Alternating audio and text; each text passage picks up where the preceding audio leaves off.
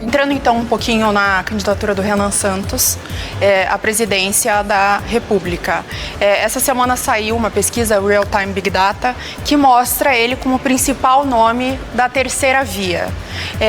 Porém, o maior eleitorado dele é o público rico, elitizado do país. Como que vocês pretendem conquistar a outra parte do eleitorado, o público pobre, a baixa renda, que é a maior parte do eleitorado do Brasil? Ou seja, vocês conversam só com um nicho. Como vocês pretendem dialogar com o restante do país e ser conhecido no restante do país?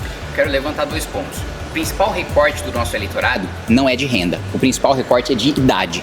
Os jovens, pobres e ricos, em regra, estão com o Partido Missão, estão com a pré-candidatura do Renan Santos, né? Entre 16 e 24 anos, nós estamos em primeiro lugar, com o Renan tendo mais de 80% de desconhecimento. Primeiro lugar em todas as faixas de renda. Então, o primeiro ponto, o recorte do nosso partido inicial é geracional. Nós somos o primeiro partido que dialoga e representa a geração Z, em sua maioria.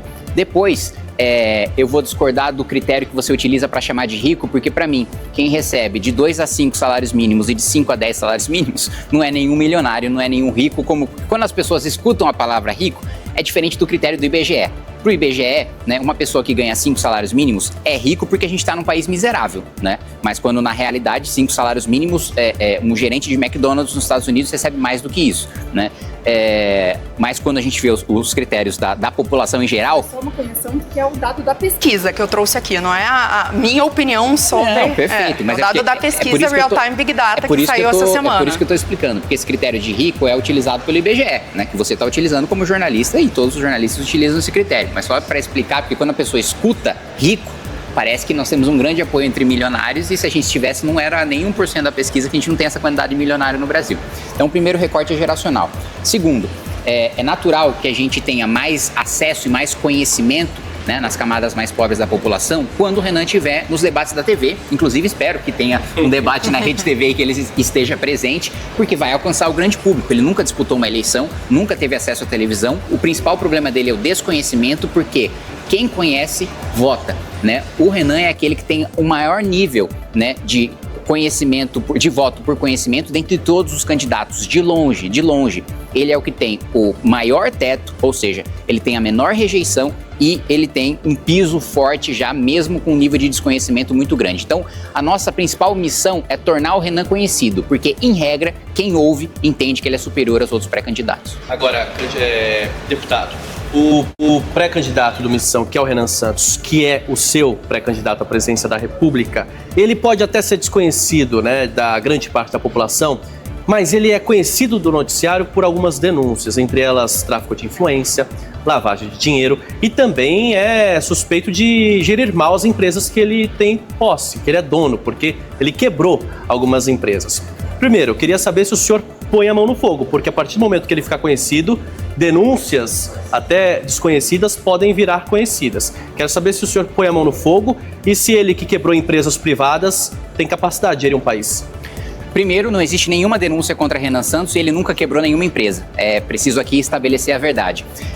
Houve uma denúncia de que contra o MBL, não, de maneira geral. Denúncia existe, não houve condenação ainda. Não, acabou. Não tem processo, não tem denúncia, já foi absolvido em todas as instâncias. Então a denúncia não existe. A partir do momento que ele tem a absolvição, tem o trânsito em julgado, a denúncia deixa de existir, né? Ele existe enquanto o juiz ainda não analisa a resposta da acusação e não tornou o sujeito réu, né? Então, dentro do nosso processo jurídico, formalmente não existe denúncia.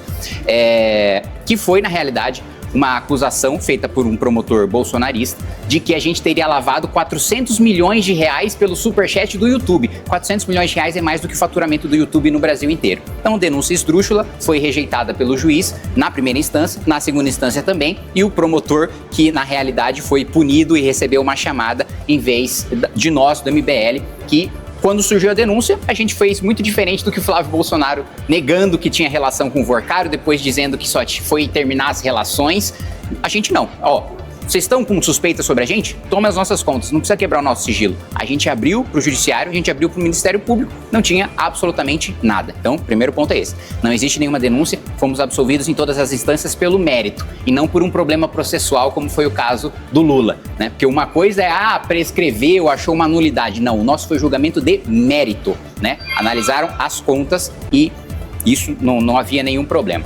O outro ponto, o Renan nunca quebrou nenhuma empresa, ele vivia de comprar empresas quebradas, fazer a recuperação dessas empresas e daí ele vivia da negociação desses ativos, né? Tanto que quando você vê as denúncias de empresa tem dívida de tanto e de tanto e de tanto, você vai ver as dívidas foram feitas, o Renan tinha 12 anos de idade. Ele não fundou nenhuma dessas empresas, ele não foi o responsável por administrar nenhuma dessas empresas, era o trabalho dele comprar dívida, comprar empresas quebradas, para daí, na recuperação judicial, ele negociar os ativos e ficar com aquilo que sobrasse. Então, nunca quebrou nenhuma empresa, tem plena capacidade de administrar o país e eu acho, né, sem falar de toda a gestão que foi feita do Movimento Brasil Livre durante os últimos 12 anos, que foi o único movimento que sobreviveu ao impeachment da Dilma, nenhum outro movimento que foi para a rua existe hoje, né? Só o Movimento Brasil Livre. E que elegeu parlamentares em todo o país e que fundou um partido político quando o presidente da República, Jair Bolsonaro, com a caneta de presidente, não conseguiu e o Renan conseguiu, então tem plena capacidade e eu digo mais,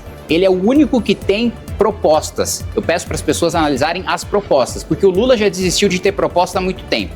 E o Flávio Bolsonaro, quando perguntaram para ele qual que era a proposta dele, ele falou que não ia revelar para não ser atacado. As nossas propostas estão escancaradas. Podem atacar, que a gente tem plena capacidade de defender essas propostas e o Renan, sem dúvida nenhuma, vai mostrar de longe, e eu coloco a mão no fogo, não só em relação à honestidade, mas em relação à capacidade técnica do Renan, que vai ficar muito clara a distância abissal da capacidade dele para os outros pré-candidatos.